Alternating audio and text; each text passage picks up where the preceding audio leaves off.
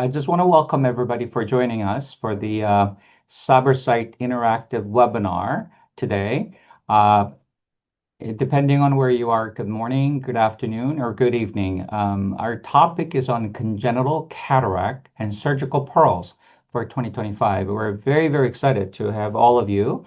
I was told that we have over 2,000 people that have registered and from 152 countries.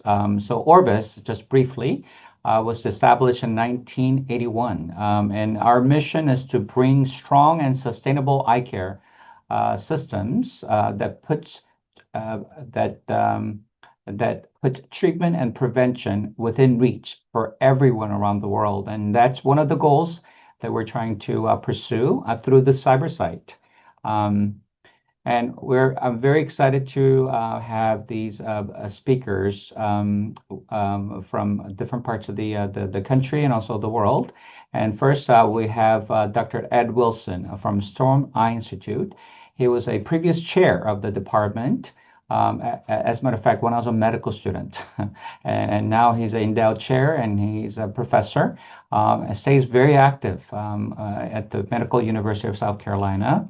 And he's an incredible surgeon, a teacher, innovator, a father, and a husband. And he's truly a good role model for us, a pediatric ophthalmologist. So I'm very proud to have him. And then we have Bibiana Jin Reiser. She's at the University of Southern California with the CHLA, or Children's Hospital of Los Angeles. She's a highly respected pediatric anterior segment specialist, including the uveitis. And so she'll be giving a talk on that. And then Srijana Adhikari, she's a personal friend, and she is the chief of pediatric ophthalmology at the Tilganga Institute of Ophthalmology in Nepal, Kathmandu. And she's she's truly one of the leaders of pediatric ophthalmology, not just in Nepal, but in Asia. And she does medical mission programs all over the world. And I'm very, very proud to have her. And she truly has one of the most gifted surgical hands that I've seen, because I've actually got to operate with her, and she's just truly amazing. And then my name is Donny Saw. I'm here at the University of California, Irvine at the Gavin Herbert Eye Institute. Without further ado, I'm going to unshare my slides. Let's see, and I'm going to stop sharing. And then I'm going to have Dr. Wilson present his meeting because he has to catch a plane. Welcome, everyone. I am giving this presentation from an airport, so that's why I was allowed to go first. Welcome, good morning, good evening. I know this is broadcast to a lot of time zones, but in the next few minutes, I want to try to give you a little bit of pearls and pitfalls when it comes to intraocular lens selection and management of the posterior capsule. Those were the topics that I was given. These are my disclosures, just multi-center clinical trials. And I'm going to talk in general terms in three different buckets, three different ages. And these are the relative proportions as they present in my practice. The first group is the blue bar in the small infants. We'll start with that. So here's an actual case I'm going to show you, 4-month-old with a total white cataract in both eyes. And here are questions for the audience as to what you would do. And there's no right answer. It depends a little bit on what part of the world you're in and what kind of equipment you have access to. Okay, so it's the majority would, a big majority would leave the child aphakic, and I think that's certainly appropriate. So now this is what I did, and this might surprise you. So this 4-month-old getting to me a bit late. I think that the cataract probably got this bad only recently because there's no nystagmus. Child comes from a rural area, some hours away from me in South Carolina. I'm removing the cataract, as you see, somewhat of a calcific sort of a cataract. And I can move it forward a little bit. Now I'm doing the posterior capsule. And here I'm putting a lens in. You probably didn't think I would. So the point is that there's no right answer. It depends on the family. It depends on your access to contact lenses. Glasses in a 4-month-old would be quite thick. And so I chose a method of implantation that reduces the returns to the operating room. So the idea is to let the capsular bag seal. And you can see I'm having a tough time because this was a very calcific anterior capsule. But I put in a 3-piece acrylic lens, and this is called bicapsular capture. So I'm putting the lens in the sulcus because this is a very small bag. Lens in the sulcus, optic through both anterior and posterior capsule. If you have to put a lens in an infant, it's a good way to let the bag seal. And it also allows you to exchange the implant much more easily. Now, in this baby, I may not see them in follow-up, so I did intracameral antibiotics. I put this Dextenza slow release pellet, and I sent the baby out with no drops. Now, the big reason that people said leave the child aphakic is because this visual axis of pacification. If you put an implant between the layers of the capsule, then you're going to end up with this reproliferated cortex coming out. If the bag seals, it usually doesn't come out. This is from the Pediatric Eye Disease Investigator Group, the PEDIG practices. You can see that most of the patients after a year of age got an implant. Most of the patients before a year of age didn't. This is unilateral, this is bilateral, and you can see that the majority of the practices in the PEDIC network started doing implants after the first birthday. Now, this is what I normally do. In a patient that I know I can get follow-up on, I have good access to silicone contact lenses, so I tend to do an operation that leaves a child aphakic. It is very atraumatic because it's just one time in, one time out. I do a bimanual, don't need any viscoelastic OVD. I just use the 25 gauge vitrector, cut the anterior capsule, remove the lens, and then at the end, a tenovicral on the wound. And I put my contact lens on at the end of the surgery. No patch or shield, just with the lens in after my intracameral antibiotics. And I usually put intracameral non-preserved dexamethasone in the anterior chamber as well. If you do it this way, it's very atraumatic. If you can stay off the iris, they look this good on day one. And I like sending the child out because the wounds are so small, sending the child out with no patch or shield. It really, the parents really like it. The contact lens I use, you may or may not have access to it, but this is a Silsoft. It now comes in a foil. I stock these in the operating room. All infants get a 7.5 base curve, and then I switch them all to 7.7 base curve at about the second birthday. And we created a lens constant for the Silsoft. So I put it in my biometry and I calculate the power of the contact just like it was another IOL. And that's very easy, but you may or may not have access to that lens. Yeah. Another reason not to implant early is this large myopic shift. This is changes in contact lens power. If you can wait for that curve to flatten out, then you can predict a little bit better what implant to put in. And remember, as you did in the survey, that aphakic glasses work fine. I think of them as a placeholder because usually I'm going to go back at some time and put an implant in. Here's the second polling question. You leave a child aphakic and you're going back for a secondary implant, and this picture shows the case I'm going to show you. Do you put a 3-piece in the sulcus? Do you put a single piece in the sulcus? Do you put a single piece in the bag or a 3-piece in the bag?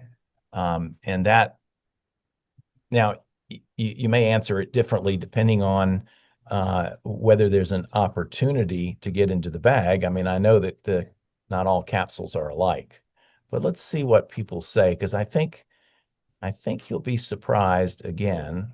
All right, three-piece IOL in the sulcus. That's what I would guess would be the most common. So you may be surprised again as to what I did with this case.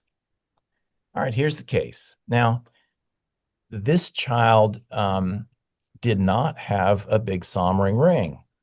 I'll show you another case where if they do have a big sombering ring, then I might do it a bit differently. But for this case, the bag was sealed pretty flat. I just put viscoelastic in the sulcus and I put a lens in the sulcus.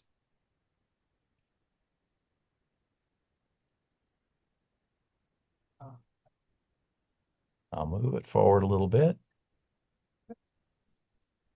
Now you're probably surprised because I'm putting a single piece implant in the sulcus. Now it's true that most of your hydrophobic single piece lenses are not to be placed in the sulcus. You can get uveal irritation and lots of trouble. But there's been several publications, and it's certainly been my experience that hydrophilic implants. I just read another article about this from Ehud Asya in Israel. Hydrophilic implants like this one. This is the Rainer. It's a Ray 1 hydrophilic, and it does fine in the sulcus. You can choose to put a three-piece in with or without capture, but they do move around in the sulcus if you don't have capture, and this one seals much better.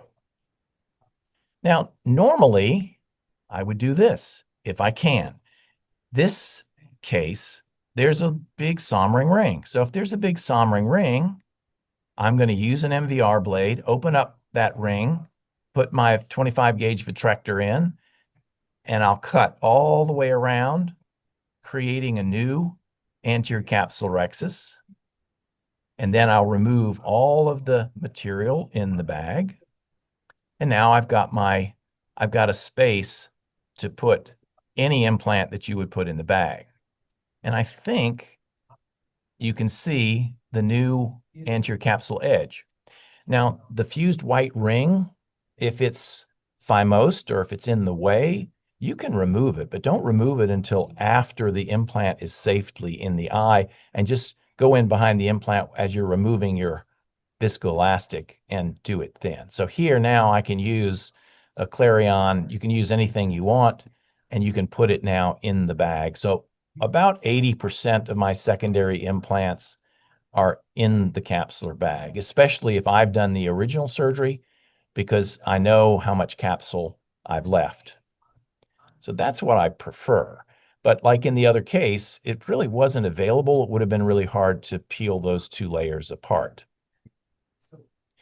Now, let's move to the second group in yellow. These are patients that probably you still need to do a vitrectomy. They don't usually cooperate with sitting for a YAG laser. So this is my go-to. I do a manual capsulorhexis, bimanual IA, put the lens in, take all the viscoelastic out, and then I go through the pars plana. And that's what I like to do because, I mean, I've got a good microscope, I've got good visualization, good red reflex. Here's another case where I chose to do it differently. And this may be what you're more familiar with. This is anterior manual capsulorhexis, removing the lens, and then I'm making a little nick in the posterior capsule with an upward motion. I'm putting a dispersive OVD through the opening to push the vitreous face back and separate it, and so that you have burger space. And then I'll just do a manual posterior capsule. And these are not any more difficult to do than the anterior capsule.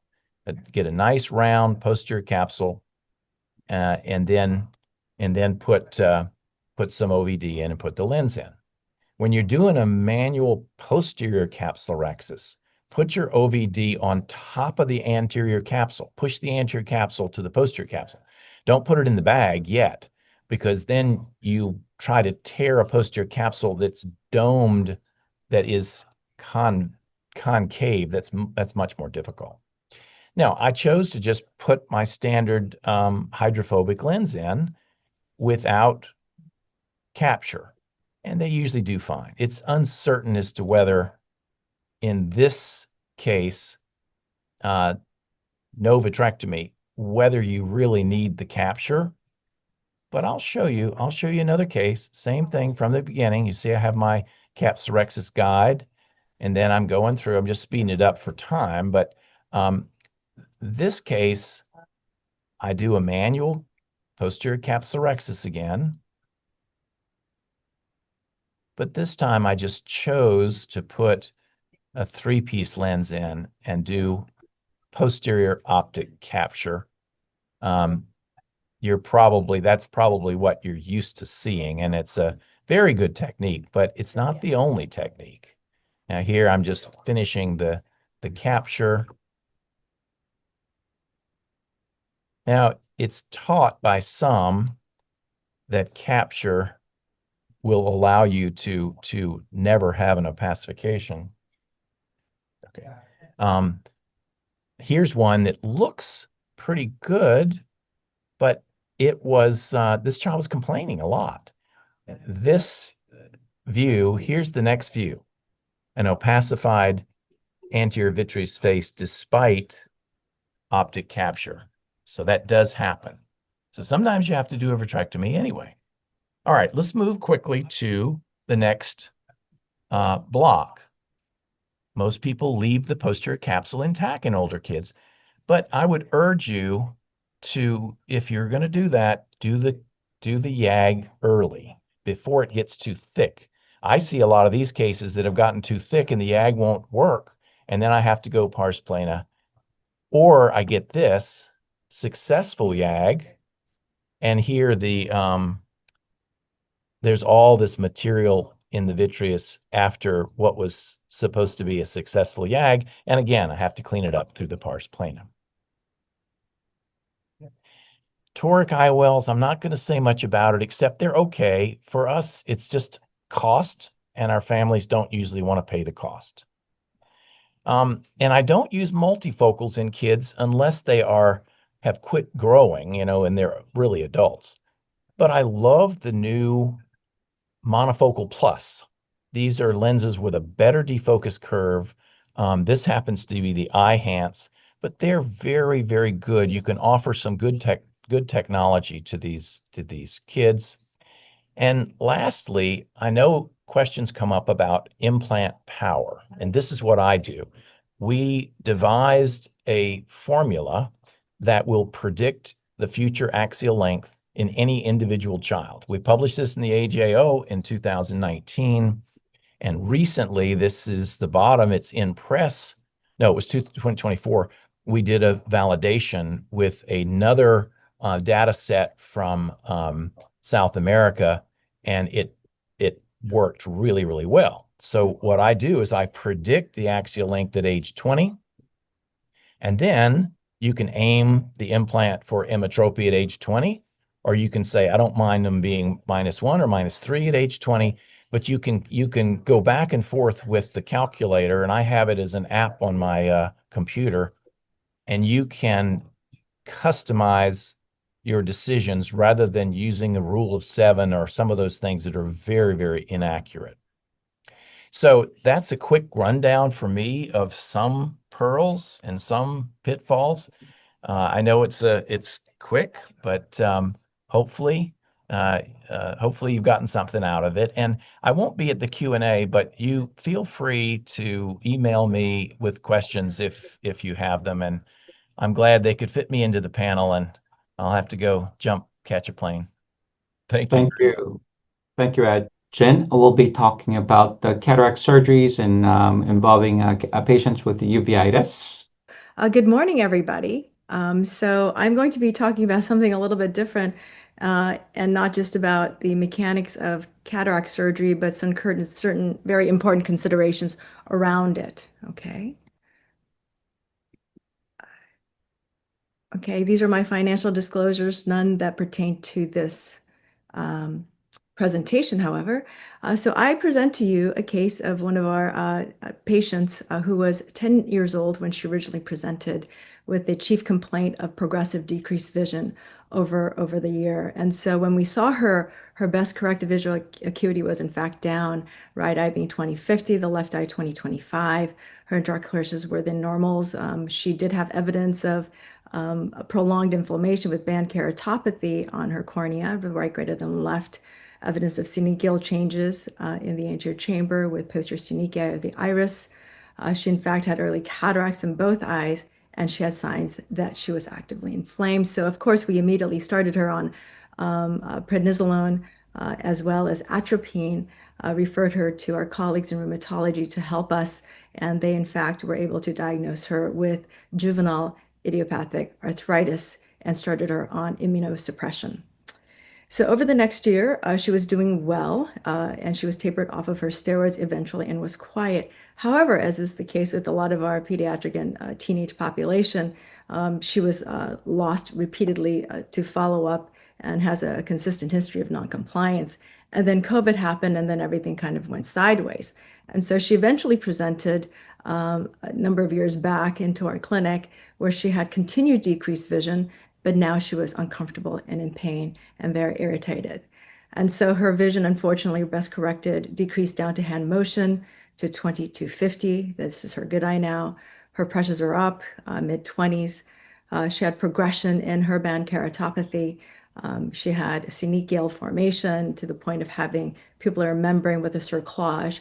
But through a tiny aperture, you could appreciate the lens had also developed much more cataractous changes, but difficult to grade due to the synechial formation. And now she was in iris bombay. She was shallow, and she was definitely had cell and flare in her anterior chamber.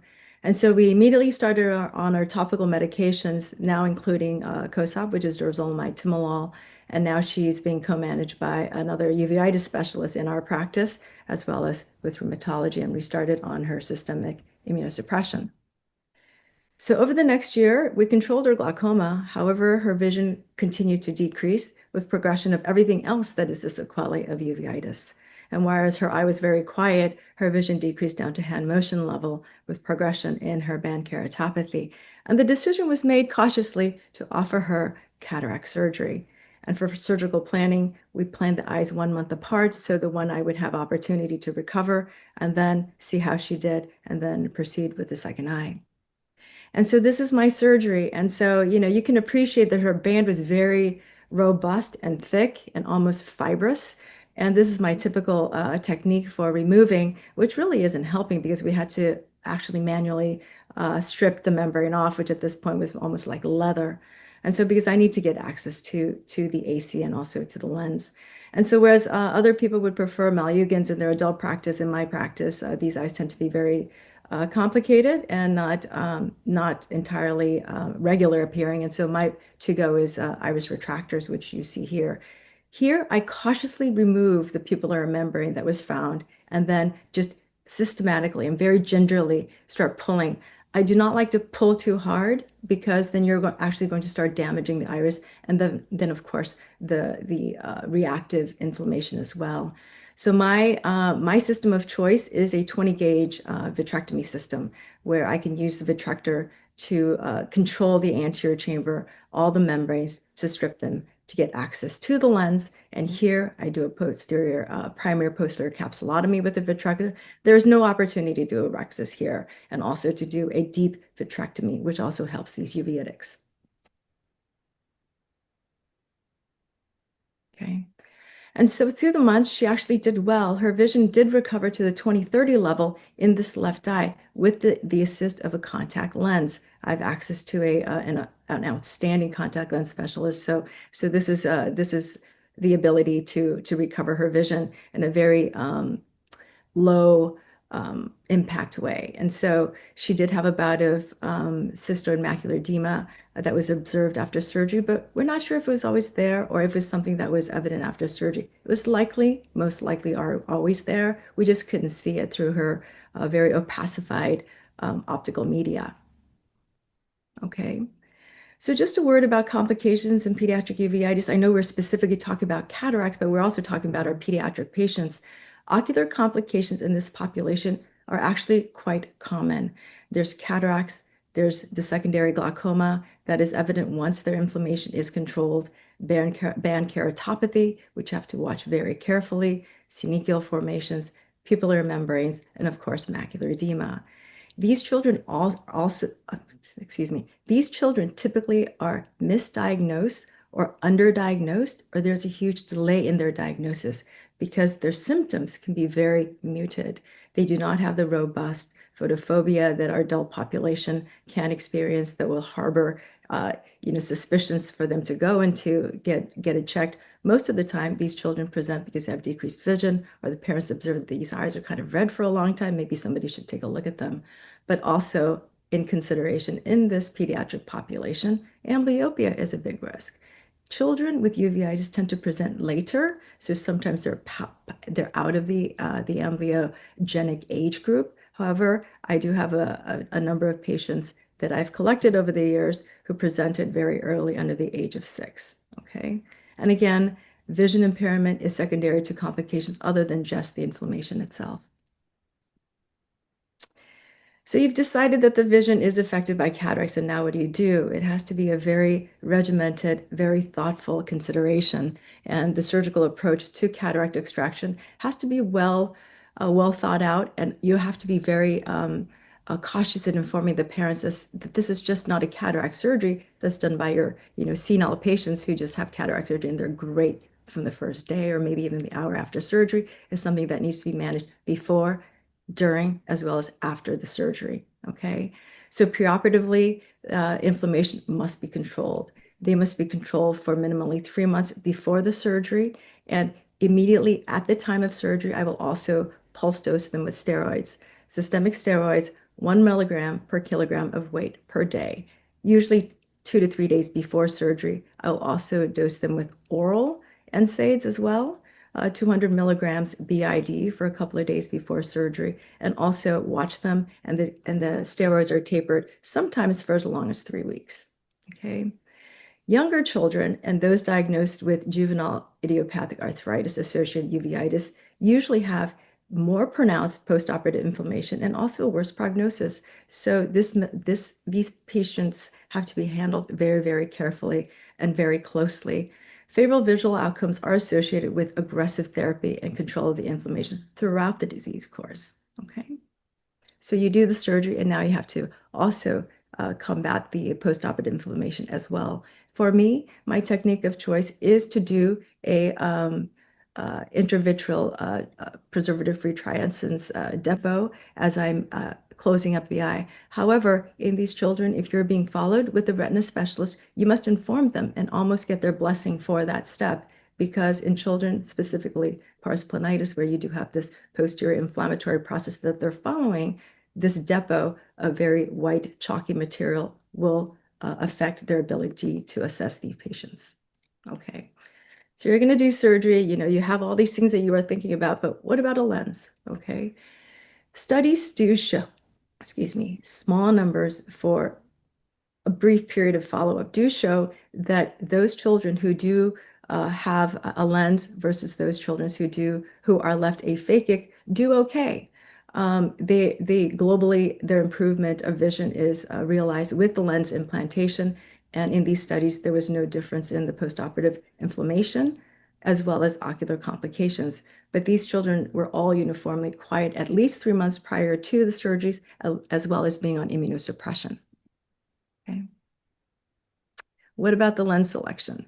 So this is a study that was performed that was assessing postoperative inflammation with assessment of flare as well as cells. And it is known that there are 3 different lens types that were assessed. One is a silicone-based lens, the Sion. One is a hydrophilic lens, as well as a hydrophobic lens. And so just a word about silicone lenses. I think that we all know that they're pretty much frowned upon in patients who are suspected to have a retinal kind of pathology, because our retinal surgeons do not like implantation of any kind of silicone devices because it interferes with their surgeries, as well as their use of silicone oil. So for this patient population, we prefer to use hydrophobic acrylic lenses. Okay. And so we talked about controlling the preoperative inflammatory condition of the patient. Intraoperatively, preoperatively, I will use oral steroids. Intraoperatively, I will use intracameral triamcinolone. My technique of choice is to go through the cornea anteriorly to minimize any kind of more reactive post-surgical response, such as if you go through the sclera. Okay. I will actively remove any kind of impediment to the view, but as you operate on the patient and are able to manage those intraoperative membranes, understand that these patients also can get them postoperatively. So again, there is no doubt that postoperative inflammation must be controlled very, very closely. So in closure and in conclusion, pediatric uveitis is a multifactorial disease process. The decision to offer cataract surgery has to be in a collaborative nature with the families, and they need to understand that the management of the cataract doesn't start and end with the surgery, but starts before, during, and after, and has to be made in a cautious multi-step approach. And in pediatric patients, intraocular lens plantation should be approached with caution, and aphakia may be preferred in certain populations. Thank you. Thank you, Jen. That was excellent. Great. I'm pretty sure people have many questions. Please feel free to place it on the Q&A. And then next, we'll have Srijana give her next talk, and then go from there. Bibiana, great job. Thank you. Thank you, Dr. Saw and the Orbis Cybersite for this invitation. I'm going to talk on traumatic cataract management today. So whenever we talk about the ocular trauma, it is one of the leading causes of monoocular blindness in children, and around 35% of ocular trauma is seen in pediatric age group. Cataract is the most common presentation of ocular trauma, and then the traumatic cataracts make up to 12 to 46% of all pediatric cataracts shown in different studies. So what is how it occurs? So there's many different mode of injuries that can cause cataract, like blunt trauma, penetrating or perforating injuries, electric shock, ionizing radiations, lightning injuries, infrared radiations, and of course, sometimes from us ourselves, the iatrogenic cataract during different procedures. So clinical presentations, how it presents, there is a wide variation in the clinical presentation and depends on mode of trauma. And most common is the blunt and the penetrating injuries. Whenever we remember our Birmingham eye trauma terminology, that cataract can occur in any of these types of trauma in eye. So now when we talk about the blunt trauma, it can occur immediately after trauma or months to sometimes years later as well. And even in blunt trauma, sometimes there can be the rapid rupture of the lens capsule with the rapid cataract formation with the seepage of aqueous humor into the lens fiber. And or sometimes, or most of the time, there's intact capsules and the traumatic forces damage the lens fiber.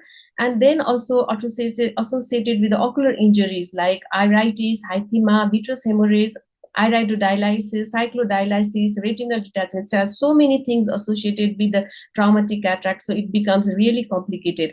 And cataract types can be partial, total cataract, or rosette cataract, and sometimes it's progressive as well. And when we talk about the penetrating injuries, it can present like a small penetrating injury with a focused lens opacity, or the ruptured lens capsule with the exposure of lens proteins to the rest of the ocular structures, and which these leakage of the lens proteins causes a lot of inflammations, ocular inflammations. Sometimes there can be subluxated lens, dislocated lens, and associated with the intraocular pressure. And sometimes there can be the cataract associated with the occult perforation, in which there is soft eye, irregular pupil, or conjunctival chemosis or swelling can be found. So now the examination, how we do the examinations and move forward with the traumatic cataract. Basically, the examination depends on when we see the cataract, like immediately after the trauma, ocular trauma associated with the cataract, or there can be the late presentation. So immediate presentations, there can be whenever we see a trauma case, and then along with the cataract, there can be conjunctival hemorrhage or bulge, corneal perforations or lamellar lacerations, and there can be corneal edema, corneal decompensation, and anterior chamber depth also becomes irregular, inflammations, hyphema, pupil reactions. So it is also very important to see pupil reactions, which tells us about the optic nerve functions. And then iris, there can be so many things happening in the iris, scleral rupture. And regarding the visual acuity, this ocular trauma score help us, like in any penetrating or blunt trauma, any trauma, it helps us to get the prognosis about the visual acuity, and we can refer this ocular trauma score even for the cataract. And in the late presentation, usually when we see the cataract, there can be cataract alone or sequelae of the trauma, like poor vision with the deviation already occurring because of the amblyopia, and there can be corneal scars or the sutures in the cornea, iridodialysis, cyclodialysis, and then the cataract can be membranous or fused anterior and posterior capsules and associated raised IOP, retinal detachment. So any kind of things that in this picture showing, so we can get any kind of severity of trauma or the sequelae of the trauma associated with cataract in the late presentations. And some of the investigations really help, like ultrasound B scan, ultrasound biomicroscopy, CT scan, and anterior segment OCT. It really helps in cases of trauma to find out any other ocular structure damage, retinal damage, or so many other things. So these the investigations helps. And whenever we examine the lens itself before planning surgical procedures, we have to find out the location of the lens opacity, whether it is central or small opacity in the peripheral part of the lens can be observed only, or sometimes it's a very dense cataract, or sometimes membranous, fluffy, or rosette cataract, and then anterior or posterior dislocation or subluxation of the lens, ruptured capsules, associated ocular injury. So all these things has to be taken in consideration before planning the surgical procedure, subsequent surgical procedure for the cataract. Now the treatment plan, whether the cataract surgery as a primary procedure, when we do the cataract surgery as a primary procedure along with the management of the other trauma, like if there is a ruptured lens capsule with the lens material leaking and causing the inflammations, or if it is causing raised intraocular pressure, or sometimes anterior dislocation of lens and causing corneolenticular touch with the corneal decompensation. Even the small lens material can cause a lot of corneal decompensation. So, and then to avoid all the intraocular fibrosis and adhesions, which becomes a challenge for subsequent surgery if we don't remove those ruptured lens materials. So in these situations, we have to go for the primary lens removal. And we can do lens aspiration, lensectomy, if it is subluxated lens, and the anterior vitrectomy if there is a vitreous or prolapse due to the trauma, or even as a standard cataract surgery procedure, like in other cataract surgeries, we do primary posterior capsulotomy and anterior vitrectomy. And then there is a questions of the IOL implantation, which I'll talk a little later. And then management of the associated ocular structures, we should do like corneal scleral suturing or suture removal, hyphema wash, iridodialysis, repair, foreign body removal. So all these things we have to manage along with the trauma in the primary removal of the lens. And then now comes the cataract surgery as a secondary procedure. Duration should be at least minimum 6 weeks after the primary repair, or sometimes you can go for 4 weeks as well, because we cannot wait for a long time because we are dealing with the children and there is a risk of amblyopia. And then cataract can be membranous cataract, capsular plaque, or absorbed lens material. And then sometimes we get the aphakia after removal of the lens material as a primary procedure. in this situation, we can do the regular pediatric cataract surgery, or if there are membrane, then we have to remove the membrane by doing membranectomy, and sometimes we have to do additional procedures like pupilloplasty, synecholysis, and suture removal. And then there is a secondary IOL implantations if the primary procedure was done the cataract was done as a primary procedure, then there can be aphakia, and then we have to plan for secondary IOL. Now, regarding the lens implantations, so whether we have to do in the primary procedure or the secondary. So disadvantage in the primary procedure, there is increased inflammations and difficult IOL power calculations.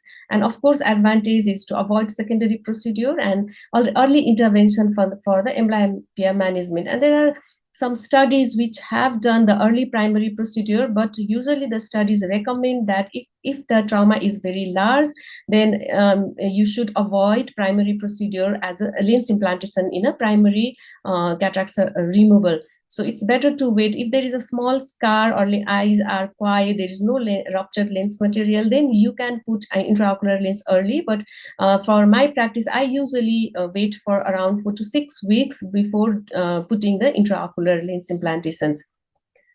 And secondary IOL lens implantations, as Dr. Wilson said, it can be placed in the bag occasionally. The bag in trauma is occasionally not possible because of the fused capsule and so many other things going around inside the eye because of the trauma. Or sulcus is also a safe place to put the IOL, and sometimes we have to go scleral fixation in dislocated or subluxated lens, and iris fixated lens if the iris is good, and then though it's a rare possibility usually in the trauma cases. So, and then another challenge is the postoperative inflammations. Most of the time, we can prescribe a short course, 1 week of oral corticosteroid along with the topical steroid, or another options are intracameral triamcinolone, dexamethasone, but we have to be careful about the postoperative rise in intraocular pressure. Subtenon triamcinolone also late rise of intraocular pressure can occur in this type of injections, and of course, the frequent use of topical corticosteroid is another choice. And usually we can use the combinations of my practice. If severe trauma and a lot of inflammations, I do give a short course of oral corticosteroid with the frequent use of topical corticosteroids.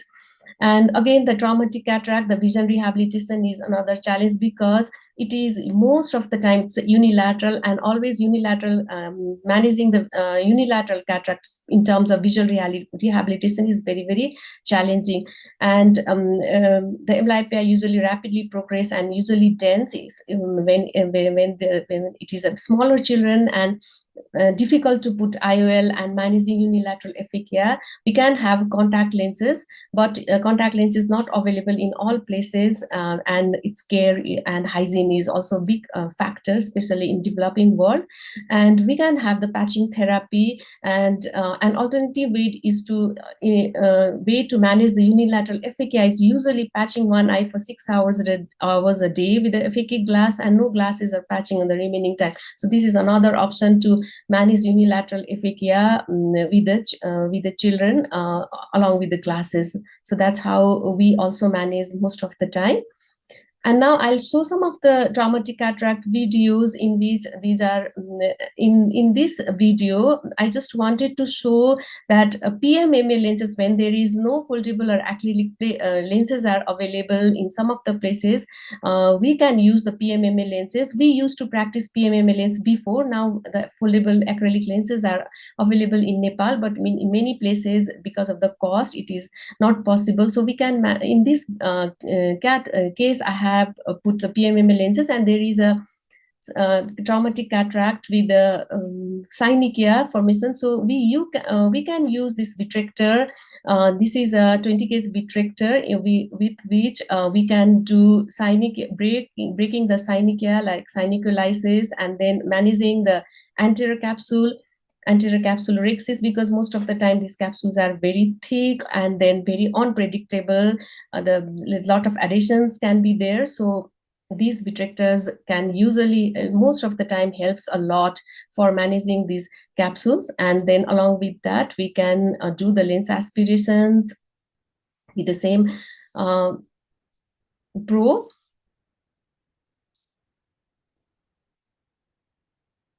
just skip a little bit about the video. So we can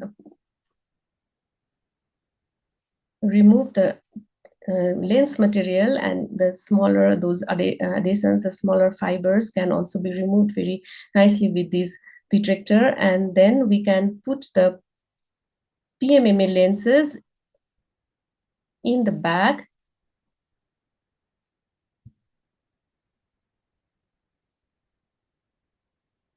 And then we can do the vitrectomy.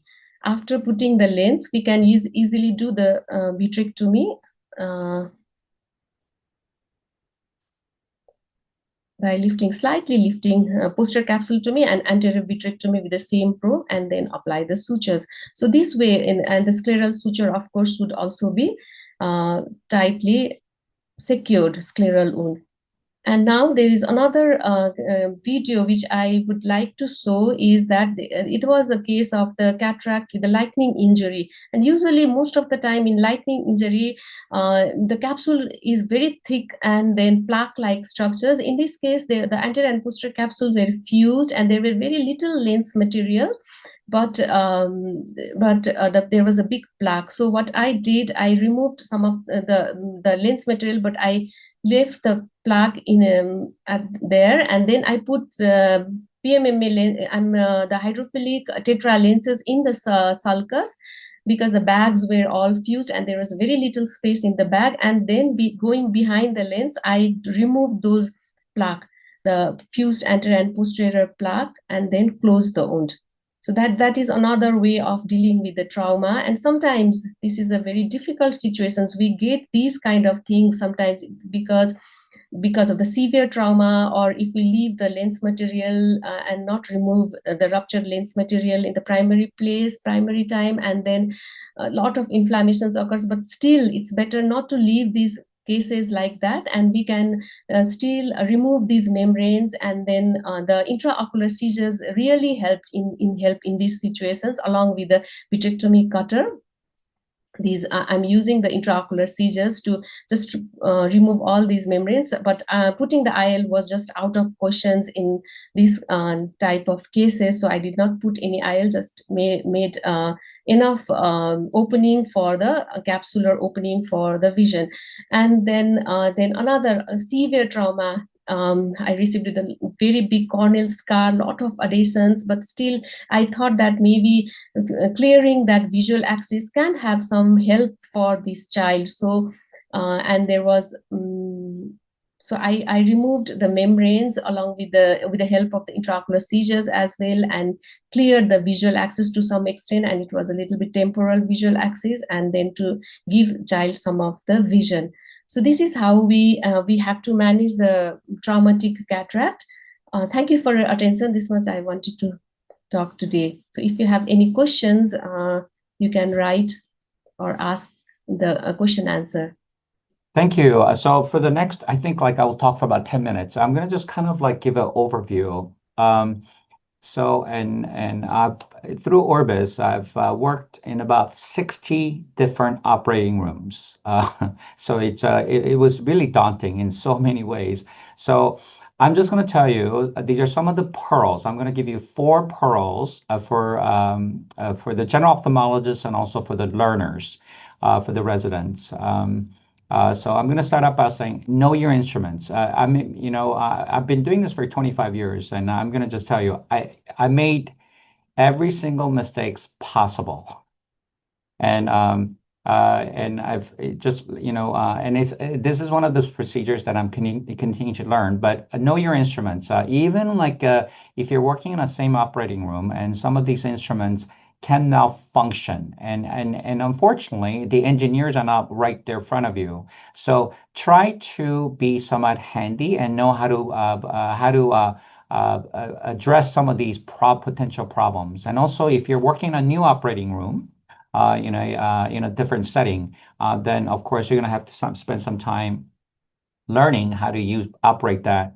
And then also check your instruments. Srijana just gave a great talk on how to take care of these complicated cases, but without those retinal scissors, or without the microitratas that are approximating perfectly it's not going to work. You're just wasting your time, and it's just going to get frustrating. So if you're using micro utrata, just make sure the tooth meet before the surgeries, like while the technician is setting up the table, and see if it's operating. And remember, those are 23 gauge, so it's a 0.8 millimeters in diameter. And you have to plan ahead, like, that's a 0.8 millimeter incisions that you're going to create with the microkeratome. And then, of course, there are many different instrument companies that are making these, and pick your favorite. And then also, if you're going to use a regular Utrata, and I'm just going to tell you, all around the world, and I've visited 50 different locations, and I would say majority of the surgeons are using just a regular Utrata for their congenital cataract surgeries, which I think works just fine. For the Utratas, of course, you do have to make an incision that's a little bit larger with the keratome, and typically these keratomes are 2.8 millimeters. And I was thinking, yeah, gosh, that's just way too big for congenital cataracts. Trust me, they work fine. They work fine with the right OVD, and which we're going to talk about. Still, you're going to have to make sure you have the instrument that are working well, and then try to know your instruments. The most of the instruments have these markings, whether it's a 2.5 or 5 millimeters, and you could use that as a guide, so that you know how large or how small that you should make the incision. And then also, I'm going to tell you the dangers of dull keratome. I don't know if you ever had this problem, and I do. Sometimes the tip is not sharp, and it came broken, or sometimes the technicians who are not used to dealing with these instruments, especially if you're working at a large children's hospital where the technicians are working with orthopedic instruments, urology instruments. These small instruments is something they're not used to, so they can bend the tip just slightly, and you have to apply unnecessary force and have an unwanted outcome. And sometimes you can tear the descemet. So these things can be dangerous, and so make sure the tips are is sharp and before you enter. And then when you enter, I actually get a lot of good information from adult cataract surgeons and videos, and I watch the adult cataract surgeries all the time. And so when you enter, I use the triplane technique, even in congenital cataracts. This is something that I mentally think about. So the first incision that I create, I make it parallel to the globe. So if there's a cornea, I go parallel to the globe. I just make a small initial incision. We're talking about 0.5 millimeters. And then I tilt the blade spirally, along the corneal plane, 2 millimeters. So this is where you can see the marking. So that marking is 2 millimeters from the tip. And then once you get there, then you retract again and go parallel to the globe. And so that triplane incision, I think, is truly critical to have these things self-sealing. And for most of the pediatric ophthalmologists, we close it with a 10-0 nylon or 10-0 Vicryl. I think for most of us, we use 10-0 nylon, but these sutures are expensive. So around the world, many places, they're not closing the surgical wound. And so having these particular type of triplane corneal incision is extremely critical. And of course, to make this thing more consistent, you need to have the intraocular pressure you want the intraocular pressure to be about 20. And the way you do that is by injecting viscoelastic, and you control it. That way, if the pressure is 30 or 10, and they can change the pattern of the corneal incision. You can make it too short, or you can make it too long. So again, the name of the game is consistency. And so there are different types of viscoelastics. There's a dispersive and cohesive. And many places where you operate around the world, you don't have that choice. You don't have a choice of using cohesive. You don't have a choice of using a combined or dispersive. So you're going to have to stick with what is available. But I think it's very important for people to truly understand And in terms of the capsulotomy, there are different types of methods out there. I would say there's probably 7 or 8 different type of methods, and they're all good. We'll do what works for you. And the most common technique is the manual circular continuous capsulorhexis. I would say this is most popular because it's the cheapest and potentially is the fastest.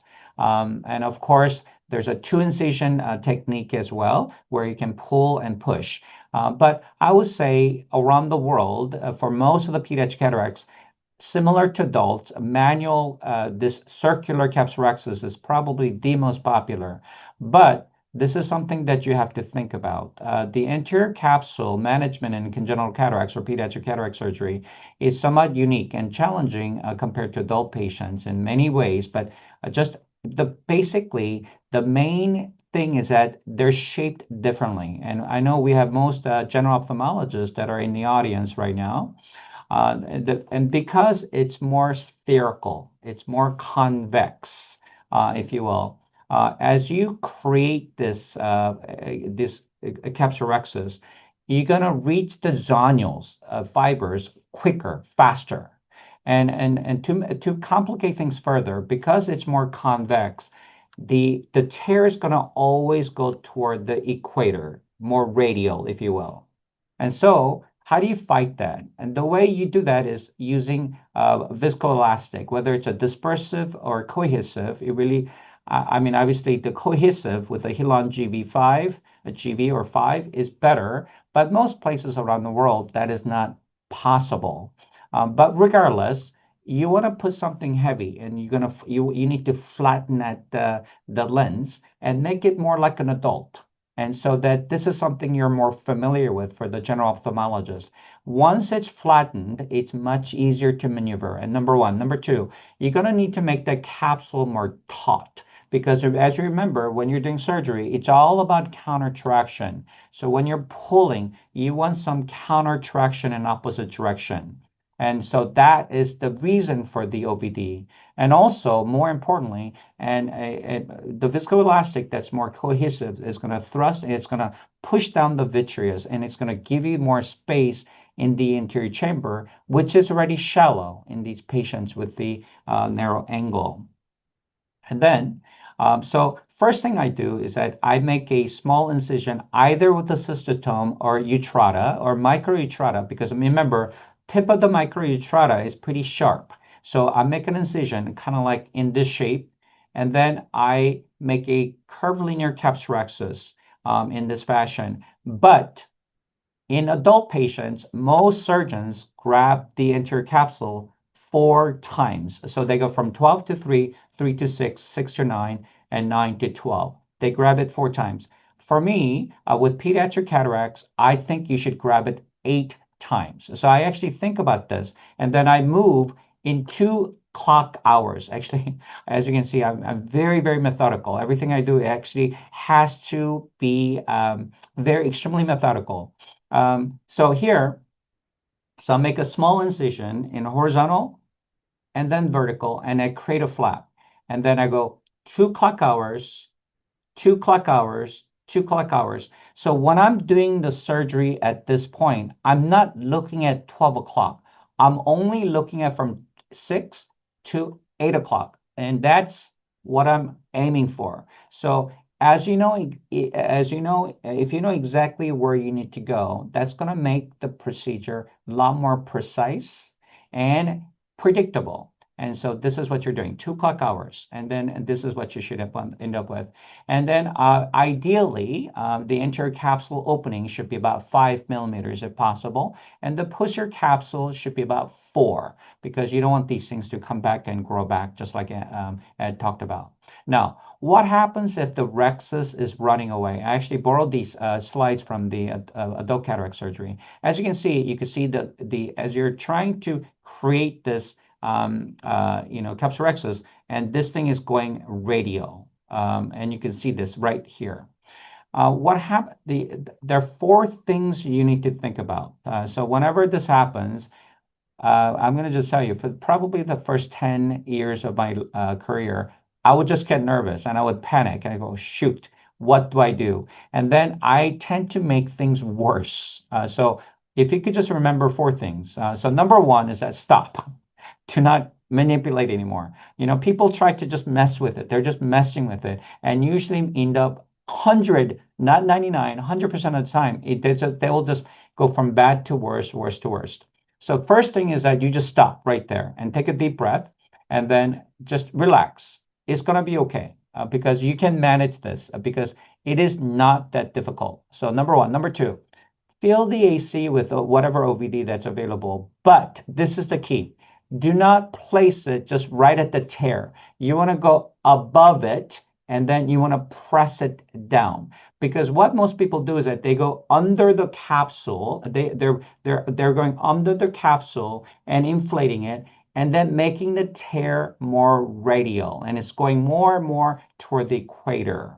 So you want to inject it right over. Make sure you inject it over. This plane is extremely critical, number one. And number two, and number three, you want to make that flap flat. Whatever you do, you need to flatten it. Flatten it. And then the last thing that you need to do, this is the most important.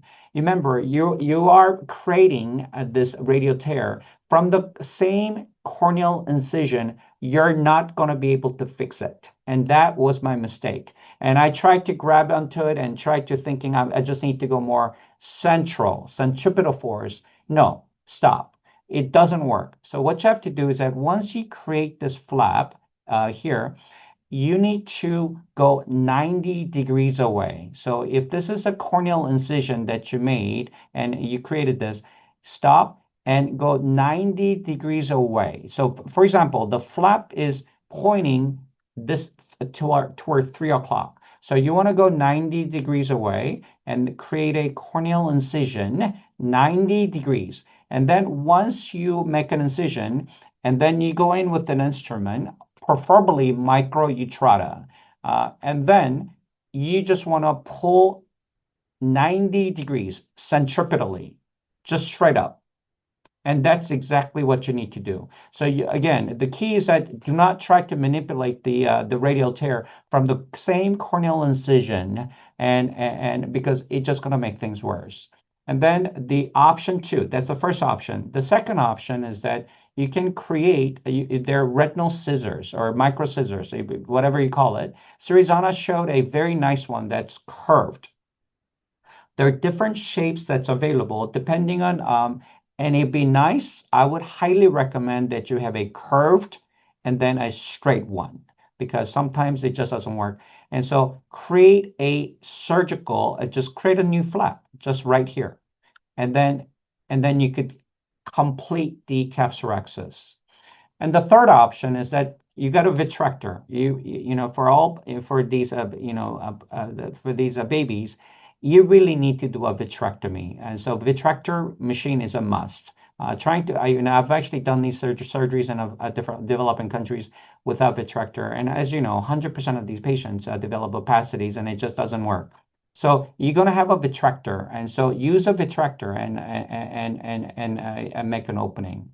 The trypan blue, people say it stiffens the intercapsule. I don't think so. In my opinion, I think these trypan blue just precipitates and adheres to the capsule, and just makes it slightly heavier. I think that's what it does. And I really cannot tell the difference whether it's stiffer or not.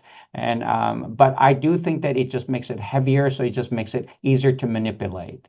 And then for white cataracts, it's helpful. And then it's not good for the endothelial cells, so try to remove it as soon as possible. And so tip number one, keep it simple, because there are going to be situations you just feel like you're just, your eyes are covered and you don't know what's going on. And so whatever you do, you want to be consistent and do what you feel most comfortable. For the anterior segment surgeons, don't try to develop a new technique and things like that just for congenital cataract. Try to improve the technique that you already have. And I think most people do. And that's why they're so successful.